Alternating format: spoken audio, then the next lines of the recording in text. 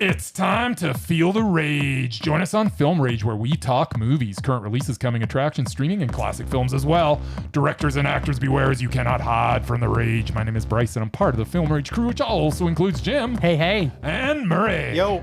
Why is it you always talk all the time? I can't understand why your voice is so... This is the Merman, the voice of reason. These two can't agree on anything most of the time. Some movies are Mondo, some are just suck. Every week something is going to make us rage. Join us every Wednesday and Feel the rage.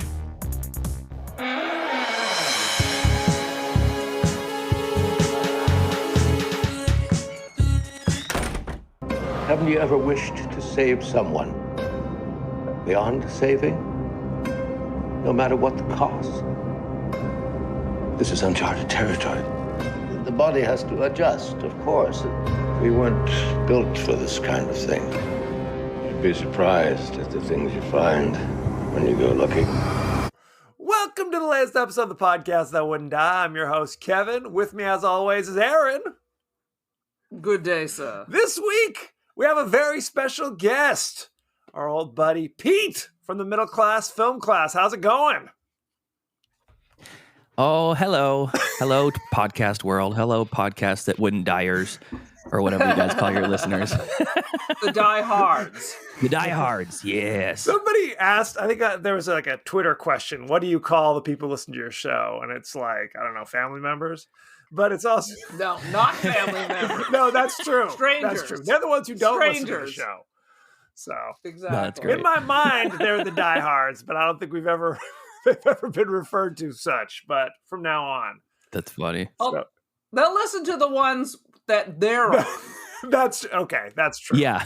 That's true. This is our highest downloaded episode because we had two guests on. This week, we're discussing the Canadian horror classic, The Void, starring... Well, there actually were some recognizable people, right? There were a couple who were vaguely recognizable. So there you go. Look it up. Unless they're on SCTV, I don't know Canadians. You know Michael J. Fox is Canadian, for goodness sake. Need I say more? He was in this movie? He was not in this movie. I was like, what? He is Canadian. Boy, I was like, that seltzer I had last night was strong. I didn't even notice Michael J. Each week on the podcast that wouldn't die, we discuss guilty pleasures and forgotten classics of the horror and sci-fi genre with a comedic twist. Pete, so what's up with you, man? What's the latest? Oh, well, we're a couple weeks on the show. We're a couple weeks off of our normal schedule. We did 2 weeks ago. We did instead of our normal Gab and Chatter episode, we did an all trivia fun bonus, not bonus episode, but a replacement episode. And we had 3 of our Patreon members come on and compete against Joseph, one of the hosts. And it's a lot of fun. And I love trivia. We did the trivia mini series, limited mini series, like a 10 episode arc. Absolutely. On the show a little while ago, and that was a lot of fun. And so we did that 2 weeks ago, and then last week, just kind of out of the blue, we had scheduling conflicts, which we haven't had in like 4 years, and we had no episode last week. So we're 2 weeks off. We're coming back today, and every fourth Saturday we stream our show live on Twitch through a local comedy theater called Stab Comedy here in Sacramento. Sweet. Yeah, so we're doing a stream in about say 3 hours and 45 minutes or so, but who's counting? We should be wrapped up by then. I don't know. I got a lot to say about this movie from Astron 6. So now, we are also, you and I are going to be on a podcast in a week. Yeah. The Halloween mega podcast. Now, Aaron, you'll appreciate this. Pete was on our Friday the 13th mega pod. Yeah. He's not a fan of those films. The first one was cute. Yeah. Are you a anti-slasher also? Yeah. Okay. I don't like actively go out of my way to like hate on the slasher genre in general, but I feel like there needs to be a reverence for what came before, but it's okay to be like, you know what? That was good then. Yeah. But it's not good now. And it's amusing looking back at it. Now it's so much less offensive. It's almost innocent. Sure. Yeah. And I still say the first ones are the best ones. Yeah, and I'm a car guy, so a lot of my like reference points are based off of cars. And I've said this before on our show, but the Model A was great. Try to drive a Model A or Model T to Bakersfield from Sacramento right now, and you will thank your lucky stars that you have, a Hyundai Sonata to hop in, Plus, we're not 90 years old, so we have no interest in such a vehicle. And I'm not a contrarian by any nature. My Twitter profile says the same thing. I would rather love a movie than hate it. And I'm very generous with my ratings on movies. But of the Friday the 13th series, I think at least half of them are 2 stars or worse. And the Halloween franchise, it's worse. It is worse. I think the overall average for me, because I just finished the watch through yesterday. Yeah. All 13. So 12 from the Friday the 13th series, if you include the reboot, 13 from the Halloween series, including the 2 reboots, and 2 reboots. There's and multiple, one number. Yeah. It's ridiculous, but I'm actually looking forward to it because I've reordered my Halloween rankings list, and I'm going to piss some people off. Not on purpose, but just I'm seeing the rankings, and I'm like, I can hear Carlo's head exploding as we speak from Puerto Rico. Look, there are movies, a lot of the new ones, and I don't want to, rehash this in a week, but in the new movies I hadn't seen before, really. And some of them are a little rough. Yeah. Let's just say that. I was like, starting the Rob Zombie, not a fan going in, and he did not disappoint.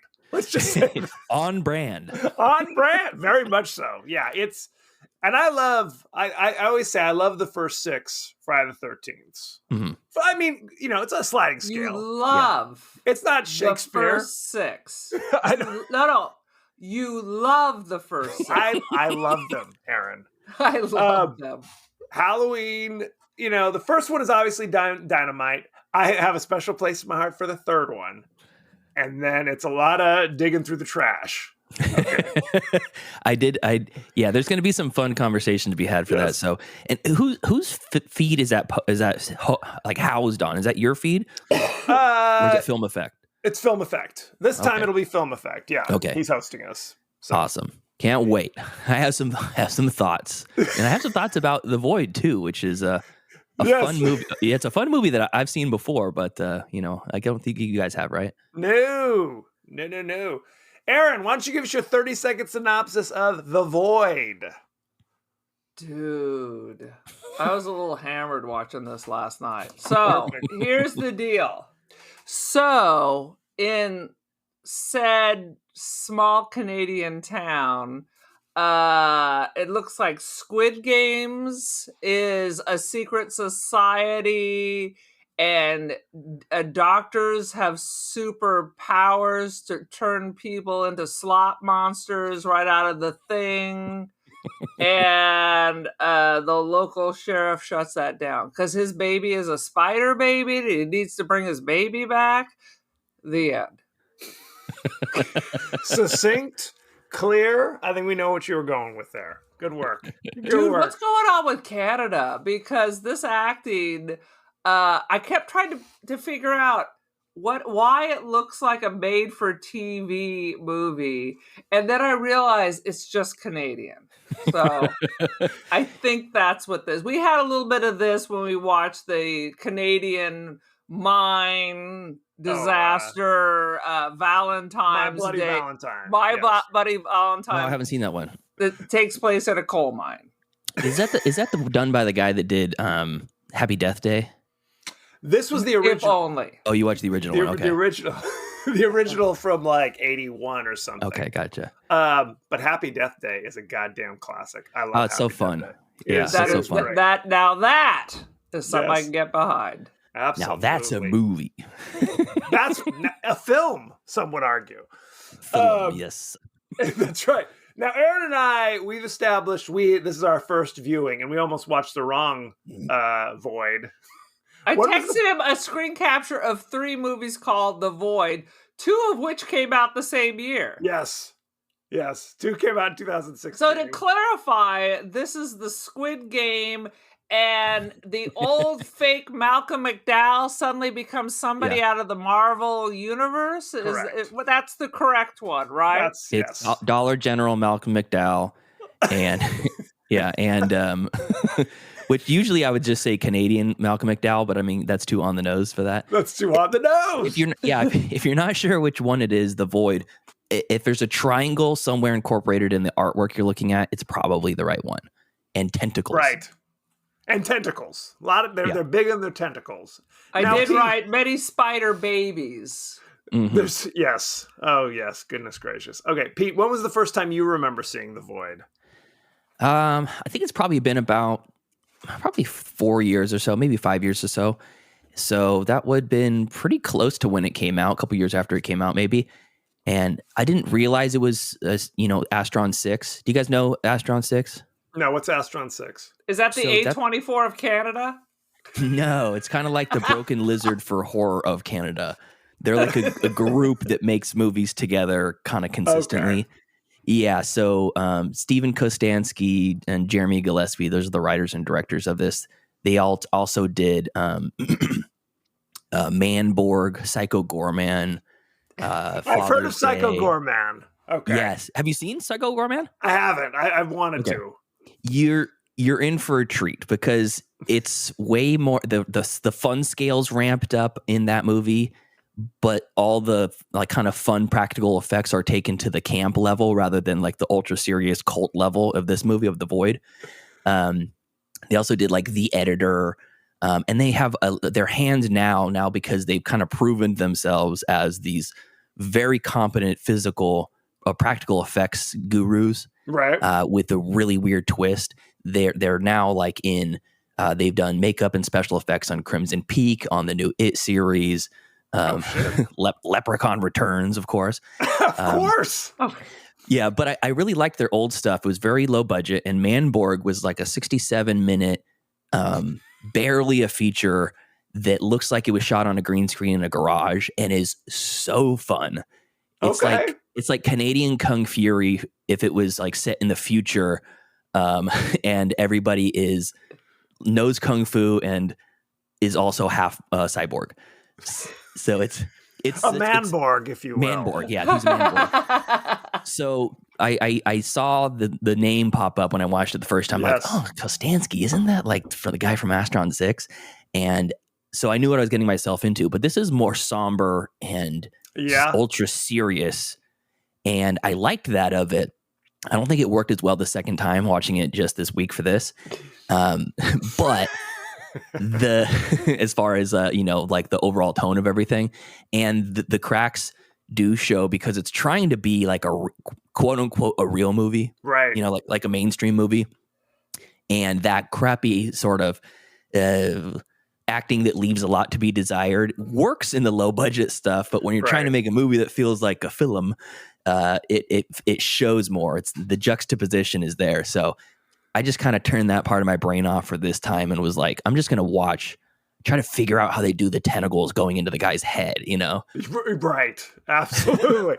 Well, I mean, it's kind of like, years and years ago, Walking Dead came out, and then the Sci-Fi Channel had Z Nation, and I watched them both, and you could see, well, it's similar themes, I guess, but you could see the markedly reduced quality. Sure. When I think of Canadian horror, I often go just instinctively to Wolf Cop, for example. So, I kind of knew moment I realized it was Canada, I kind of knew what I was getting into from the deepest, It was like as if Hallmark had made a horror film. It's that quality. Right. Well, you know what? Why don't we jump right in to the highlights? Oh, goodness. Aaron, what you got? Why don't you go first? First of all, the town has like 7 people, but everyone's in the doctor's cult. Who are the Squid Game people? Those are just townies, or are these also spider people? That's Canada's KKK. Right? What? It's the CCC. It's the CCC. Where's John Candy? That's how it is. No, you're right. There's 7 people in the town, but there's at least 150 cult members outside the old crazy hospital that half burned down. Yeah. So that's good. Good time. It just they have, of course, they start off with the dude in the hospital watching Night of the Living Dead, because that's what you want to watch after you've just had a trauma and are in the hospital. Why is he in the hospital? Did they establish he's just in there? He got his tonsils out, getting hit on by the candy striper, getting some oxy. It's a small town. It is a small town. And that was kind of when it turns the corner.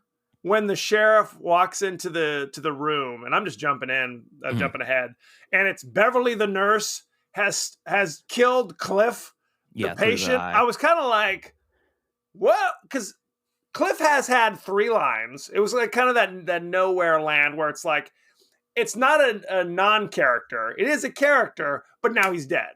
And same thing with Beverly. She's had a couple lines. Haven't really established much about her. Now she's sliced her face off and has murdered Cliff the patient.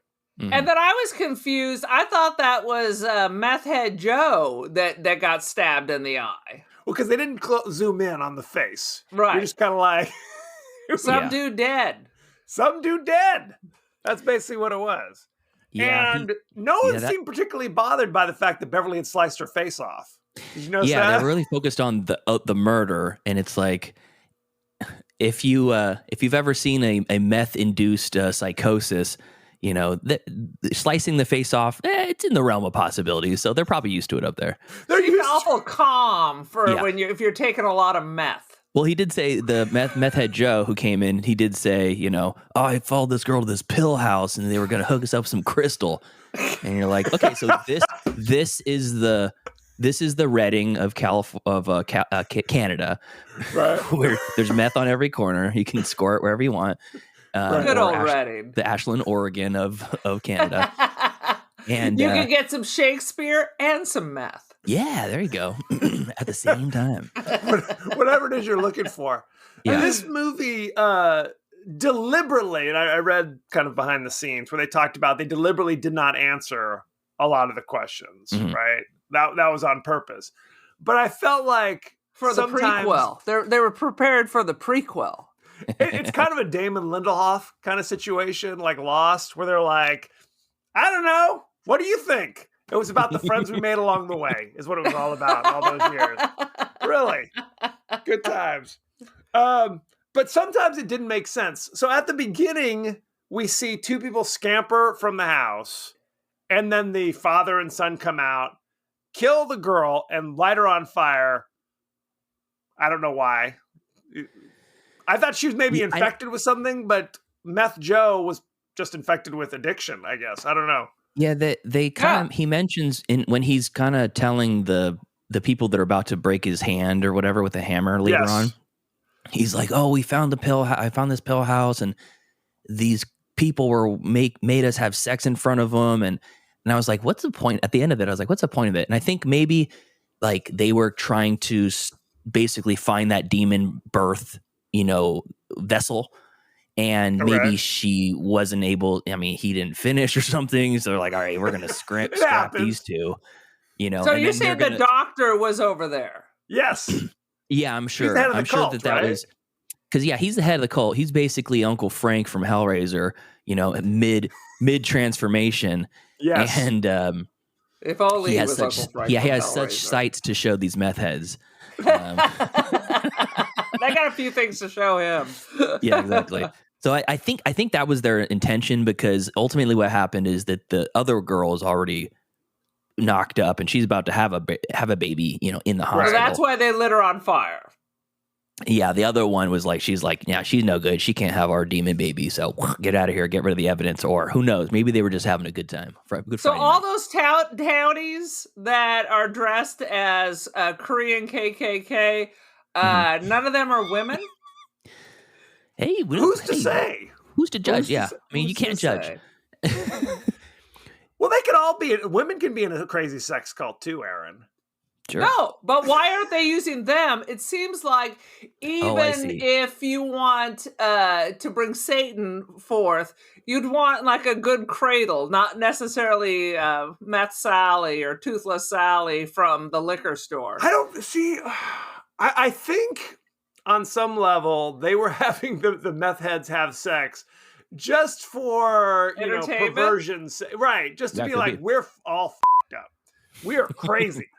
By the way, we're on meth too. We are fully culty. So if we're culty, we got to have crazy meth heads having sex. That was my interpretation. Because like you established, they already had, the grand reveal that what the teenage pregnancy was the result, like the final fruit of their labor, if you will. Yeah. This movie, because they want a world full of spider people, or he keeps saying the doctors keep saying that it's moving beyond life and death, and that death is just the beginning or something like that, and he's basically trying to make them become immortal. Wes Craven. Yeah, and it's almost like, well, if the goal is to get into this like immortal state, and they kind of go into that triangular shaped portal at the end, and that's a whole nother world. It's like, well, why not just take the people into that? I don't know. It doesn't make sense, and that's okay. And why do you want to be immortal and just be all sloppy and jacked up? That looks terrible. That's my immortality. Yeah, we've been having that type of movie since. I mean, it's an interesting like parallel to like Event Horizon, right? And Hellraiser, and any movie where it talks about immortality. And you're like, but it's not like you're going to be, receiving fellatio for the rest of your eternity. You're going to be being flayed from the inside out for all eternity. It's like, okay, that's not good. Thank you, Clive. If it was the former, I might sign up. Exactly. No, but there's a lot. Okay, the father and son. We think their wife was abducted into the sex cult. Is that why they're on the rampage? I don't think so. I think that the father and son, because they're not cult members, right? But he was blaming his son, saying it's his fault. Didn't protect her. I think that's trauma from prior, because when they're going into the dungeon and like into hell, which that's probably one of my favorite scenes, is when they get down in there and there's all those different corpses of things and slop demons creatures. and slop creatures, and they're like, we're in hell, and then the lights are all red and all these things start coming out of the woodwork. You're like, ugh. Well, I'd be backing out. Yeah, for sure. And what the one smart guy does, like the sheriff or whatever, but they go deeper in, and eventually goes full circle, and it's like they have gone into the hell, and then they start going down a hallway, and it turns into like their childhood home. Yes. And now they're in their, at least in their minds, they're in their childhood home. And I think maybe it's implied that something happened back then and the mother died. Maybe the kid is somewhat blamed, by the parents, and they leave it very cryptic, but because why were the father and son on the rampage then? I thought that was a revenge thing. Yeah, it would have to be related to this. Otherwise, they're just spree killers. Well, who stumbled upon just a bizarre coincidence. Well, it's a well-maintained militia that finally has a purpose, right? There you go. Second Amendment. Like, all right, we've been ready for this. Here it comes. It's slot monsters. We got shotguns. The government's coming to take away your slot monster. Yeah, that is correct. That is correct. Keep your hands off my slot monster. You can have my slot monster when you pry it from my cold dead hand. Exactly. I would have loved to see Clint Eastwood in this movie, by the way. Or Charlton Heston. Absolutely. Or any actor. Or some actor with some acting ability would be nice. I'll take a Costner. At this stage of the game.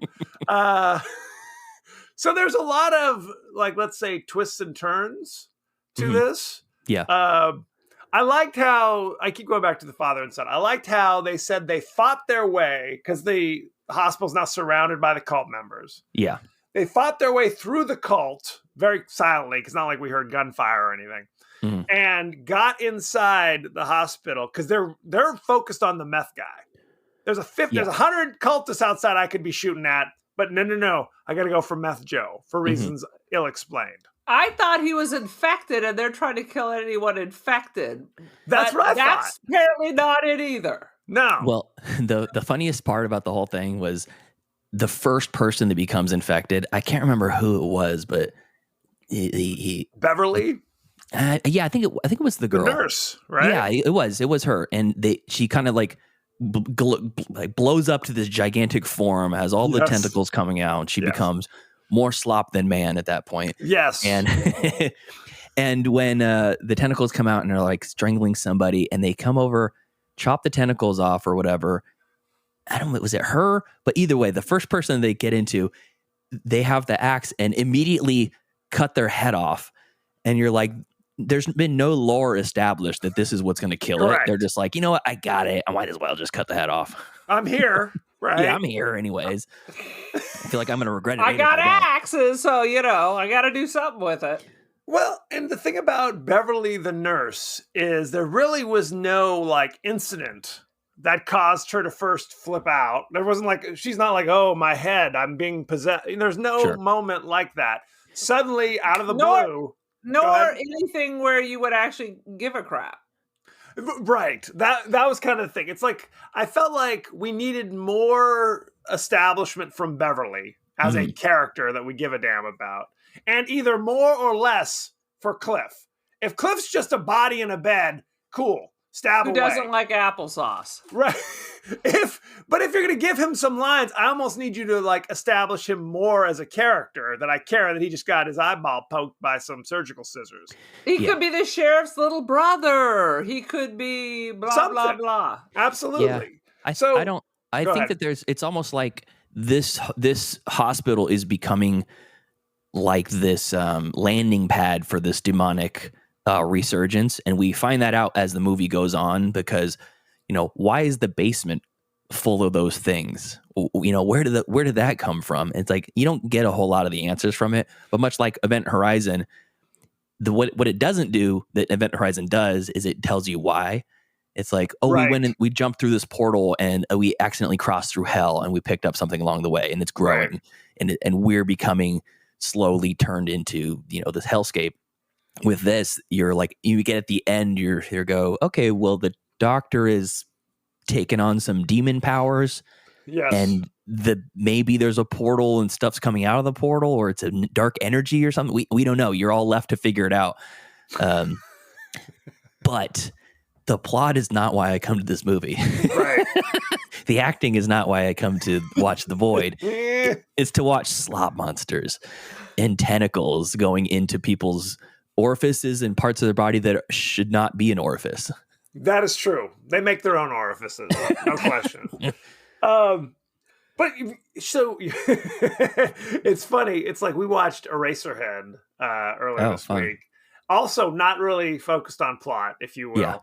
Yeah. So it's kind of that thing where it's like, I guess you just have to let the weirdness wash over you, the tentacles splash you. I'm sorry. Are you saying that this is like David Lynch's Eraserhead? I think they're very similar in tone and quality. No, not so much. Shut your goddamn mouth. Dave. I think Eraserhead does so much with like just the absurdity of what is in front of you. Thank you. You have no idea. You have no idea. You have no idea what's happening. You don't know how it got there, what the creature is even. And with the Void, I think the mystery of it is a good part of it. Right. If you focus on it and you're thinking, what is this happening? Why is that happening? I don't want to know this and that. It's very easy to poke holes in it. And that's what we do on this show. Yeah, no, it's fine. I'm all about it, because I remember liking it a lot more on my first watch. And like I said, I think this is not presented as an Astron 6 production because the tone is so different from their other stuff. Right. And you mentioned Wolf Cop earlier. That's the tone of their other stuff. Right. It's kind of funny. Wolf Cop. Yeah, you're laughing and kind of hooting and hollering at the screen as it happens. Right. Yeah, one of their previous movies called The Editor. It's shot like a 70s giallo movie. Well, let's get right back to yes, The Void. More pearls. I appreciated the moment when the pregnant teen finally gives birth to the ultimate slop monster, which is as big as a house. So I don't know how big her womb is, but boom. It's like the TARDIS.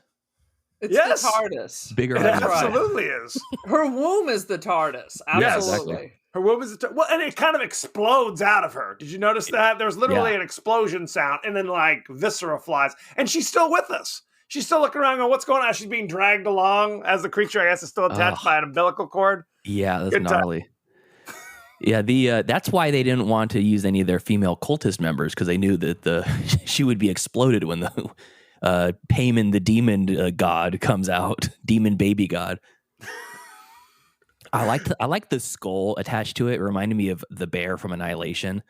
Yes, absolutely. I could see that. Not as deftly played, but yeah, I could see what you're. That's a top 10 all-time tense, freaky moments in theaters for me. Was that bear scene? I saw Annihilation in theaters, and hearing it scream out in a human voice, and then rip what's her name's Tessa Thompson's jaw off, or whatever. Gina Rodriguez's jaw off. Gina Rodriguez. You're like, oh my god. Aaron, we reviewed Annihilation. Do you have any recollection? No. Natalie Portman? No. One of my favorite sci-fi's the last 20 years. You literally make me watch so many movies that it's just a blur. Quite frankly, I want you to tell me what happens in this movie, because my understanding is the doctor was bringing back his daughter, but yet... That's the daughter, the king baby, meth baby. So even though there were 5 other meth babies that they just keep stomping out, they keep having to bring them. And what's the point of the portal of hell in the bottom of the hospital? My interpretation is that the portal is where the powers come from. Like, it's been there. Like, he had to summon the portal so he could get his powers, then to bring her back. It's a 10-step process. We're only seeing steps 9 and 10. So, and how is the slot monster the daughter from the picture? It wasn't painfully obvious. She looked just like her. She had her eyes. But then after she swallowed them, then what happened? So is he trying to create an army of slot monster daughters? And why isn't he a slot monster then in his final form instead of weird 70s dad? He's kind of like a black, bony... He's f***ed up too. But they show a picture when he's young, and he was never so ripped. Shit. We always want, for our children, what we were not able to have ourselves. There it is. It was always my dream to be a slop monster with many appendages. I could never get it, so at least my child can be a slop monster. I like that no matter what explanation we give, we start out with, well, my interpretation is. Yeah. It's like we're reviewing art or something. Who was it you were talking about earlier? The Lost. Damon Lindelof. Oh yeah, that's it. I forgot Lindelof. Well, yeah, if Lindelof's name, is involved in the screenplay, teleplay at all, a lot of questions, deliberately no answers. Yeah. And he'll get angry with you saying, that's not what it was about. It was not about the mythology. It was about the relationships. Bullshit. Speaking of David Lynch, a little earlier, I mentioned him. He's very, very, very pro not telling people what his movies are about also. Even the actors. Yeah. No, he won't tell anybody. There's a great, we reviewed Mulholland Drive just recently on the show, and there's a interview, like a panel question, a Q&A sort of interview after reviewing, and a woman asks him, hey, me and my son, we really like that. I'm an English teacher. He's an English major, and we really are not 100% sure what the movie's about. Can you Nor tell am us? I. Nor am I. Are you going to tell me now? Because I have watched it. I did enjoy it. I have no idea what it's about. He essentially said, isn't it obvious? That dick. And love you, David Lynch. He's getting a Christmas card this year. There's a fun trivia about David Lynch. Any DVD or Blu-ray that he officially endorses, that he has his stamp of approval on before it's released, is missing 2 things, 2 features. There's no commentary track because he doesn't want to tell people essentially about the movie, and what it means and stuff. He has no explanations. And also you lose the ability to skip scenes. You have to watch the movie start to finish. That son of a bitch. That's the only way I watch David Lynch movies. I know. But backwards? I'm skipping this one. No, because this isn't a David Lynch podcast, but there's David always random bullshit that he likes to throw in there. I'm convinced just to with people. That's my theory. For sure. I mean, It's like him and God, who is the other one? Like, we also just recently reviewed John Waters' movie, The Crybaby, and they're like two sides of the same coin. Yes, just putting weird shit in just to entertain himself. Just poke you right in that weird spot, and you're like, why is he eating that right now? John Waters is definitely down to poke you in that weird spot, no question. Ooh, hell yeah. He's down. Absolutely. And I do love John Waters also. Pink Flamingos. Have you seen that? I did not, but I did give it to our brother-in-law the year he joined the family as a Christmas gift. We're not reviewing Pink Flamingos on this show or any show I'm affiliated with. I have no desire to watch that movie. Crybaby's the only movie I've ever seen from him. I've seen pieces of Hairspray, but Pink Flamingos. There's at least 3 scenes in there I don't want to watch. So. At least for openers. Yeah. I've seen some of the other ones, but yeah. I don't know. I was telling Aaron this last week. It's like, I have this thing about plot. I like to know, there's a clearly an A, a B, a C. That's more of a suggestion and not a hard and fast rule by the number of movies you've forced me to watch. Shut your damn trap. How dare you? No, look, you can argue the quality of some of the movies that we've discussed, perhaps rightfully so. But at least there's a linear plot that generally you can follow. That's all I'm saying. Your movies do not have that. Forbidden Zone. You watch Memento. That is not a linear plot. Oh, and that's Dynamite. So there is exceptions to the rule. It's linear in a very different sense. That's it. It's backwards linear. It's exactly. They just turned it backwards. Yeah. Good times. Any other highlights you guys want to discuss of this? I got all kinds of things. At one point, the doctor is saying, watch out. Do you want to make this worse for her? When his wife is all tubey, I'm like, really? How could she be worse? How is this what's he gonna do to make this situation a little bit worse? Yes. And because we just saw David Lynch, I assume any of these tubes coming out of her is just semen everywhere. Yes. Oh, I'm sure. No question. I didn't like at the end, I found it bizarrely unsatisfying that the 2 people to survive in the hospital were the candy striper who disappears for the last 45 minutes and hides in a closet, and the son, as Aaron would do. That's right. And the son who literally has no lines. Right? He's called the son, and he just kind of reacts to his abusive father. That's all he brings to the table. How about the police officer who's literally been shot, stabbed, run over, and the motherfucker just keeps getting up, and you walk it off. You walk it off. Shake that stab wound out of your shoulder. Well, and in the alternate world they were living, the new hellscape, his estranged wife, totally fine. No tubes or anything. She's like, oh, I'm cool now. Let's hold hands in this hellscape. What's a candy striper? Those are the volunteers. Well, they're like they change bedpans. Yeah, well, okay. So, Candy Striper, what is it? It's a volunteer kind of nurse in training kind of thing, isn't that, Aaron? Oh, you're talking about Ellen high Wong? schoolers, high school age, right? They want to be nurses one day, so they kind of volunteer after school. And they wore these pink and white striped outfits. Got it. Okay. So you knew they were not qualified to do a goddamn thing.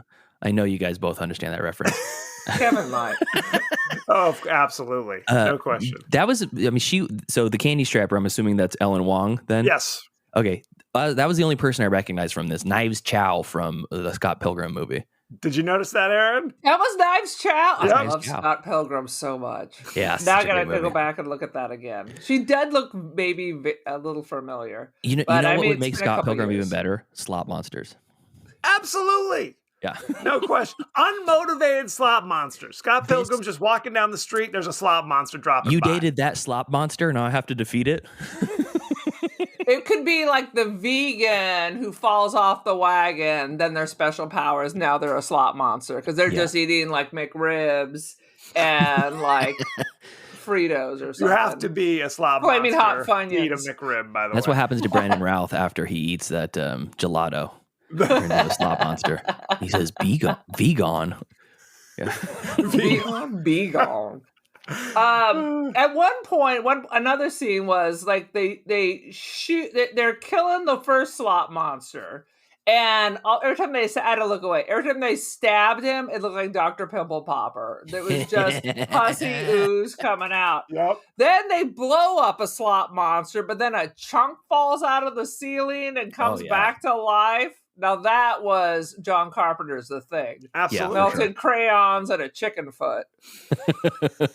Yeah, there's so many creative, gross things in this that I mean, that's the first thing I think of when someone's like, "Oh, have you seen The Void? I've heard that's pretty good." I'm like, it's a wild movie and it's gross, and you're gonna watch it and think, "How do they do this?" I mean, they did it way back in the day when they did The Thing, right? You know, just as good, but it's interesting because when you watch The Thing, most of it is like most of those like extreme scenes that you think of that immediately come to your head when you think of The Thing are done in full lighting. Yes. This is all done in kind of dark red lighting and kind of flat. That's probably for the best. Yeah. And I mean, you got to work with your budgets because this was a crowdfunded movie. This is not a studio movie. Shocking. I know. I know, it's hard to believe. Project Greenlight, remember when that was a thing? No, I don't know that. That was an HBO show. They actually threw in some real celebs and people. It was a reality show where people were making a movie. Oh, interesting. It was produced by Ben Affleck and Matt Damon. They did 3 seasons where it was literally like amateur screenwriters submitted their scripts. They chose one script, then they had an amateur director direct the script and the process of it. Yeah. But they hired real actors and everybody was pissed and you never heard of any of those films ever again. Everyone was pissed. Like American Idol. It's like you can name maybe 2 of the winners of American Idol. They've been on for 40 seasons. Kelly Clarkson. There you go. That's all you need to worry about. Jennifer She's Hudson. the only one. Jennifer Hudson. They're the only 2 still kicking around. Miranda Lambert. I don't know. She's country. Did she do that, or is that my thinking of somebody else? Underwood. Underwood. Carrie Underwood. Carrie Underwood. Yeah. I'm like, Miranda Lambert. Miranda Lambert evidently was not. Sorry, Miranda. I guess you just did it the old-fashioned way. Clay Aiken did not win, but no, I've heard but he went on to run for Congress. He did not get elected. Sorry, Clay. What a bummer. Over 2. That is shocking. That is shocking.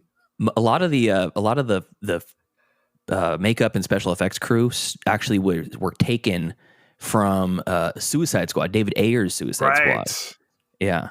Kostansky was a special effects coordinator and makeup coordinator on that movie, and they were kind of coming to fruition when this whole thing happened, and they were like, "Oh, can we use your green screen? Can we do this? Can we do that?" And then a lot of the people were like, "Yeah, let's make this slop monster movie. Let's do it." I'm sure Warner Brothers was thrilled, just passing along all their resources. Help yourself, show. I got a glue gun. I got some fake fur. We can melt a crayon. Slop monster. Boom. Yeah. I mean, if you watch Suicide Squad, a lot of slop monsters. Yeah, very similar tone. There's meth heads cutting their skin off. Right, it's an unofficial prequel, I think. And Will Smith is a sharpshooter, or whatever, Deadeye, whatever his name is. Deadshot. Yeah, that one. Kevin's got it all memorized. You better believe it. Any other thoughts and feelings?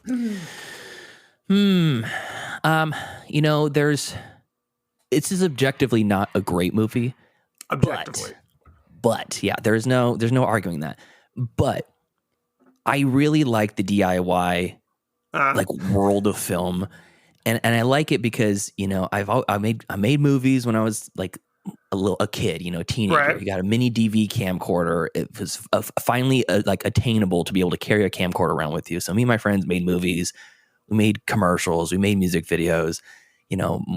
Some of my friends now are in like film production and advertisement production, like high-end advertisements and stuff like that. And it's like it would be so cool to make something like this. And even one scene, I can imagine just how much that would take of my life to make one of these scenes. Creating the monsters, test running the special effects, testing it under different lighting situations before you hit the slime button, the cum button. There needs to be a slop button that you just hit like it's on. You can't do that on television. It just oozes out. Yeah. Every time. Double dare. Every time he says angels to some, demons to others, you hit the button and then just a bucket of slime just drops on. Yeah. Yes. That's what you ask. I love that just thinking about it in terms of that, and it's like the story, who cares?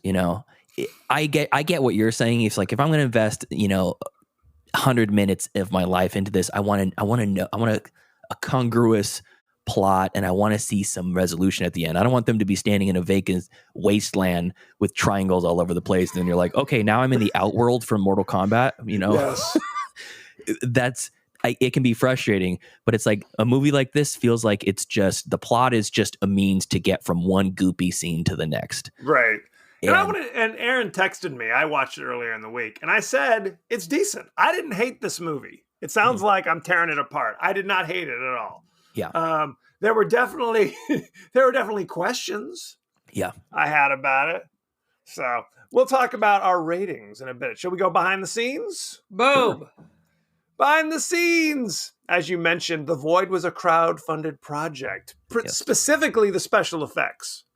They had to make, I think, $80,000 thereabouts to do their special effects. Yes. It seems like you just go to Goodwill and you get 90% of the stuff right there. Go to Goodwill, get a bucket of slop, and you're good to go. Hardly anything in the film is CGI. All of the monsters, gore, etc. are real effects created by the team behind the movie. Yeah, you didn't have to tell me that. How dare you? I'm glad. I'm glad for that. They ain't got no CGI budget. I know. When you have a really interesting, like, a practical effects movie, and then all of a sudden their CGI blood pops out, and you're like, it sucks. It's weird. It's like, it so takes you obvious. out of it. Right. Yeah. I mean, look, Jurassic Park was a huge leap forward in kind of CGI. Obviously, you couldn't make that movie without the CGI. But generally speaking, I think you got to go practical. Mm-hmm. You got to. It's like you watch, years ago I watched, was it XXX2 State of the Union? And it was literally like, with Ice Cube, you know it, don't you? Yes. The entire climax was just CGI, which is like, it's like you're watching a cartoon, which is fine, but it takes away something. That's all. I was watching John Wick 4, and at one point, and maybe it was 3, it was 3 or 4, and he's driving and he's spinning through a roundabout. And it's so obvious that he is not in the car. There's like this overlay putting him in it that clearly does not match. And those movies are fucking expensive. And nobody says, hey, this looks like shit. Yeah. Oh, people say it. The decision maker. And I love 3 and 4. So before I move on, I have to comment on one thing about Jurassic Park. Please. Because people a lot of times will talk about how great the practical effects is and how great the CG is in it. The thing that makes it so good, and it's been said before, is using it when you need to and not when you don't need to. Right. Using the CGI when you need to. So there's one specific scene I just watched that again recently. I've seen it like 1 billion times. And there's the scene where Nedry is about to get oil slicked in the face by the Dilophosaurus. Yes. Yeah, he about to get slob monstered. So he throws the stick. He goes, "Hey, see the stick? See the stick? Stick, stupid, yeah." And then he throws the stick. If you look in that shot, the Dilophosaurus he turns to look back where he threw the stick. That's a CG shot. And then the next shot, he's standing in the same spot, and that's practical again. It's practical the whole time. And that one single shot where he turns, because that practical set piece of the Dilophosaurus can't move its head like that. Right. So they use it for a second. And before you even realize it, it's back to practical. So your mind like fills in the blank, where if you just make that whole monster out of that whole dinosaur out of CG, you're like, okay, that's a cartoon. I'm not afraid of it. We're just not there yet that you can replace everything with CGI. We're not close. So yeah, that's an excellent point. Let's see. The hospital used in the film is actually a former high school. Shocking. Oh, interesting. Yeah. Wow. Isn't that interesting? Let's write that down. Let's write that down. I want to remember that in case anyone asks. Very similar to my high school experience. Yeah. It was. Absolutely. Yes. The writers of the film say they were inspired by Guillermo del Toro, who was working on the ill-fated At the Mountains of Madness, when he made a comment about wanting to do Lovecraft in a way that no one had envisioned or seen before. Guess what? I'm not getting any Del Toro from this situation. Well, it's he inspired them because at the Mountains of Madness was a H.P. Lovecraft story. Yes. So this movie's meant to be kind of inspired by. Oh, was that Cthulhu coming out of her vajayjay? Is that what it is? Yes, that's exactly right out of the vajayjay. No question. Vajulu. Vajulu? Yes. Yeah, it's Vajulu. You got to pay extra for that in most counties.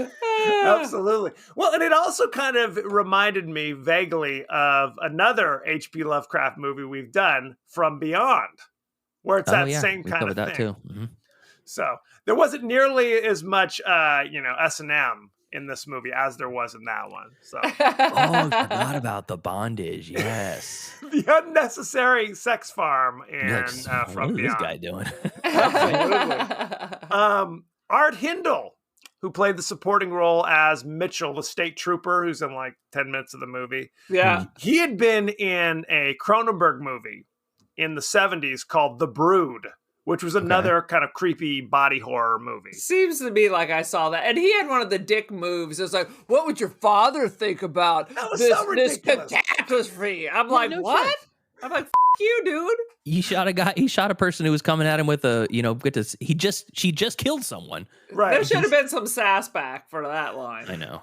Your father would have let a crazed meth head stab him a few times before he pulled his gun. Absolutely. Let's talk about the cast. I mean, they're Canadian. I'm sure they're very Canadian. Popular. Degrassi Junior High. There's a lot of those things. They're very polite. Mm-hmm. Absolutely. Let's see. Aaron Poole played Daniel Carter.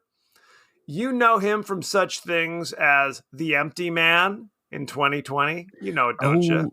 Yeah, I actually like that one. It was really good. Oh, there you go. He was a lot of emptiness here. He was a writer on the short Oracle. Okay. And he played Johnny in 2007's This Beautiful City. Oh, wow. He is currently on the Most Dangerous Game TV series. So there you go. Is that like Survivor? See, this is what I always said. Why Survivor, how you want to get that better, you turn it into the Most Dangerous Game, and there needs to be snipers up in that palm tree. Back in the old days, people were near organ failure. They had to be rushed to the hospital. Those skinny 20-year-olds were like you could see if they needed an appendectomy, because you could actually see through their transparent skin and watch the appendix break. And then they don't do shit. So yeah, so I hope they turn Survivor into the Most Dangerous Game. I hope they don't. Actually, that sounds dangerous. The only way to bring it back. I want real life and death online. Right, just drop off on an island. No prep at all. No tools, no clothes. Like Naked and Afraid. Who knows what's on this island? And what's the point of them being naked if they just blur everything out? They might as well just be wearing bodysuits. Yeah. Interesting. Kenneth Welsh played Dr. Richard Powell. Always find it interesting when they give you the full name of a character. That sounds like right out of a soap opera. Absolutely. He was Vice President Becker in The Day After Tomorrow. He was the doctor in Miracle. He was in 10 episodes of Twin Peaks as Wyndham Earl. And he was Utley in Time Cop, and I absolutely have no recollection of that character or that name. And I love Time Cop, so. I know you do. Let's see. Ellen Wong played Kim, the nurse trainee. You know her as Knives Chow and Scott Pilgrim vs. the World. She was in 29 episodes of Glow on Netflix. Nah. 9 episodes of something called Dark Matter. Nope. And 26 episodes of The Carrie Diaries. There you go. She might be the most successful actress, like actor in the show. I think so. Yeah. You could be right. Let me see. Art Hindle. We talked about him very briefly. He was Trooper Mitchell. You know him from Porky's. Not the original. No, he wasn't in the original. Yes, Porky's. He was. What was he, like 7? He was. What's funny is he was the older brother who was the cop in Porky's. Oh, wow. How the old is he? He's not young. He's got that Canadian aging serum. I mean, this is a 2016 movie. Yes. I'm going to knock your socks off. He was in 1974's Black Christmas as one of the boyfriends. What? How the old is he? Maybe Methuselah. A slot monster. Methuselah. There's some witchcraft. He was in 1979's The Brood, we talked about. Good heavens. He was in 96 episodes of something called ENG. I'm assuming this is something Canadian. Live from Manitoba. I don't know. Who could say? Let's talk about the ratings. The rating for The Void on Rotten Tomato currently 78% fresh on Rotten Tomatoes. You know what the audience gave it? 48. 55? 48. Look at that. Oh! Wow. I'm buying lottery. I'm buying lottery tickets I'm in today. awe. That was pretty impressive. Let's talk about the top critics, what they had to say. See if there's anybody we recognize. And let me just say, staff writer is not top critic. If they're on here, I'm doing variety staff. Get ready. Tom Huddleston from Time Out says, a gloriously unfettered throwback to the wild days of the 80s horror. 4 out of 5. Isn't that Loki? That's Tom. That's like Loki does a little writing on the side. Hattlestack. Oh, sweet Jesus. No, that's Tim Hattlestack. Correct. Adam Naiman from The Ringer says the resulting splatter is a bloody mess, which, if not a mass audience spectacle, is exactly what these filmmakers were going for in the first place. Boom. People seem to care for it. They liked it. Aaron, what is your rating? My fucking rating on this piece of trash is 2 TARDISes in my vagina out of 5. Is that good? I don't know what the... Okay, anyway. Pete, what you got? I'm going to give this a 3.5 tentacle puncture wounds out of 5. I think I'm about there as well. I'm going to say 3.5 crazy, frankly, very healthy meth heads, if I had to guess. I mean, they don't look very methy to me. They have all their teeth, so that's they have that Canadian healthcare. And I just want to say that Kevin always rates every movie, I swear to Jesus, at least a 3. And if it's super great, a 3.5. But I'm not sure. I think you even gave Eraserhead a 3. That's absolutely not true. That is a goddamn lie. That's a 5-star. What are you talking about? If you think I give a lot of 3s and 3.5s, tune into the Halloween episode and see what kind of little spoiler, little foreshadowing coming at you. No, it's decent. It's decent. I thought now it's obviously. I love how I use Canadian as like a pejorative. It's very Canadian. So that being said, I mean the truth can't hurt, right? Come on, Canada, pick it up. Pick it up for God's sakes. For God's sake, don't make it so obvious it's Canadian. Right. I thought the mood was actually pretty effective. Mm-hmm. Some of these special effects were a little janky. A lot of kind of flapping things and rubber masks, but they did what they could do. I would say, it's Halloween. You happen to stumble across it flipping channels. Why not check it out? I don't know. It's a great party movie or like a group movie. Yes. You got friends party over. Movie. Yeah, you're hanging out. I like to have, if I have people over, sometimes we're just having fun or whatever, always have a movie playing on this screen with the volume turned down and then music in the other room. And it's like something like Mad God or this or something funky that you don't have to pay like attention the Mystic Knights of the Oingo Boingo. Perhaps play that in the background at your party. If you want to, I know Oingo Boingo, but I've never heard that. I do love Oingo Boingo. Dead Man's the Forbidden Party Zone, friend. Put that on in the background. Put that on. Do not put that on. But this feels like that type of movie because you can not pay attention and then pop out and go, "Oh my God, what is that?" And so something you can ignore. Yes. Perfect. Yes. And if we have Erin at the house, she just won't be in the room. I'll walk by, make a snarky comment on my way to the keg, and then on my return, I'll say something else. But we cannot understate the fact that this is made for $82,000. Right.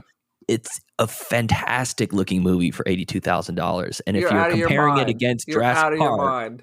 or comparing it against the all-time classic sci-fi movies of all time, it's not going to hold up to that. But it's pretty fucking good for $82,000. It's pretty good. It doesn't hold up to Blair Witch. Frankly, I kept staring at this. I'm like, the lighting is flat, the dialogue is flat, the acting is flat. I'm like, even the lighting, it looks like it's just 3 shades of gray. There's so much wrong with this. That's fine. Look, Blair Witch stinks. oh shit. Well, and like here's a the thing: Shots movie. fired. you can't really compare them because Blair Witch is just 3 dudes running around in the forest, right? And they go like, "Oh, I found I'm just something." talking about homemade films. Yeah. Well, yeah, because this kind of aspired to something greater because it had all the special effects that they had to kind of do their best with. So I cut them some slack, a little bit of slack, but yeah. I would have loved to see this in theaters, just to like see people be like I saw Men in theaters, and when the final scene happens in Men, did you guys see that? No, what's Okay, that? Alex Garland's Men.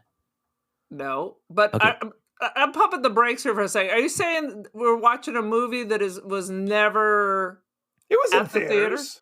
Yeah, it did. I would have loved to see Oh. I was like, oh, Lord, now it we're made- just going direct to video. Yeah, it made 300. Looks like per, at least on the Wikipedia, $377,000 worldwide. Probably only made it to America and Canada for a short time, but Right. debuted at Fantastic Fest and then TIFF after that.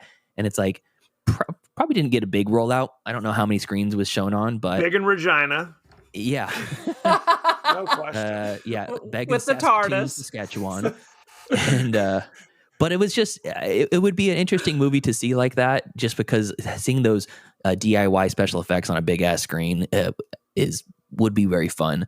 It's fun. And it's just it's cool to see. It's like I'm just a big proponent of DIY stuff, so when I see it, I'm like, oh, You have to this is- celebrate it. yeah, this is slop. It's in the best possible sense. It's extra sloppy. Yeah. I think we can all agree on that. And I have to say, if you liked Wolf Cop and you even enjoyed this in any way, you gotta watch Psycho Goreman. It's like Hellraiser mixed with Power Rangers, and produced by Gwar. So whatever that means to you. Oh, it's great. I've seen it All probably- I'm envisioning is Power Rangers with pierced nipples. Is that correct? You're not far off. There's a lot of that. Good times. And I got to check out Manborg as well while I'm at it. Why not? Oh yeah, that's on Manborg's on Tubi. Psycho Goreman I think is streaming on Prime right now. But I have that on like 3 different copies of Psycho Goreman because it's so fun. I have a signed Steven Kostansky, who wrote and directed this. I have a signed poster of Psycho Goreman, the Japanese print, on my wall in my office at work. You're a fan. I I love think it. it's safe to That's say. I love Kostansky in general, but Psycho Goreman is it's great. A chef's kiss. Yeah. Good times. Good times. Sweet Jesus. So go to our page on Twitter, Facebook, we're on X, Threads, YouTube. We're all over the place. You can email us at the podcast that wouldn't die at Gmail. I'm distracted because you didn't ask me if I had anything else to say. How many times do you want me to say? Aaron, do you have anything else to say? I also got the vibe from the Slot Monsters that it was like Little Shop of Horror. Feed me Seymour. I was waiting for that line. Oh, that would have been great. Excellent. Me, That was worth it. That was worth it. I think for how sloppy the Slot Monsters are, this would have been better with a little bit of humor. Them Sure. trying to play it so straight. It's the tone didn't quite land as far as well as I would have liked, especially on the second watch. But you mind if I get a throw my socials out there? Absolutely. All Go right. for it. If you want to check out our podcast, it's called Middle Class Film Class. We release 2 episodes a week, one on Mondays and one on Wednesdays. Mondays are Gab and Chatter. It's movie discussion, movie news, and streaming recommendations from all 3 of us, Joseph, Tyler, and myself. And on Wednesdays, we do a deep dive review just like this into one movie of our choice from a spinning wheel of destiny. And our Patreon members have picks on the wheel, and we do fan picks and trivia and all kinds of fun stuff. It's a blast. So you can check us out there, any podcast service, or mcfcpodcast.com. Sweet. And he has a very radio voice. It's like I'm listening to Tom Morell on Sirius XM. Unlike our shrill piercing. And I'll include your links in the show notes as well. Oh, awesome. Thank you. Absolutely check that out. Also, we are on Apple Podcasts, Spotify, anywhere the finer podcasts are available. So check that good stuff out. Aaron, what's your social media, crapola? I am on the gram. I am Don't Feed the Pigeon. I am also the Cult of Aaron. Join the cult. I'm on Artsy and First Dibs for my fancy foo Polaroid art. Buy some, won't you? Won't you indeed? Now, what we try to do each week is include viewer, listener, mail, comments. So, Aaron, I'm kicking it to you. What we got? Dick Sargent wrote in commenting, Aaron and Kevin are the funniest people in podcasts today. F*** Joe Rogan. I believe that was a direct quote. Well, generally speaking, I hope that we're directly quoting the listener and viewer mail rather than just kind of, giving our impressions. God forbid you think I'm exaggerating, but that's how hardcore our fans are. Thank you. God forbid, indeed. Next week, we're discussing the sci-fi action film Dredd, D-R-E-D-D, starring Carl Urban. Love it. So good. Cersei Lannister is in this one. Wood Harris. It's an all-star cast, for goodness sake. You can watch it on Netflix. So you don't have to. Oftentimes we punish our right listeners nice. by saying, drop $3.99 to watch Eraserhead on Plex or something. So thank goodness for that, at least. So send in any favorite scenes, favorite quotes, comments, and questions, and we may discuss it on the show. So thank you very much. Thank you to Pete for joining us.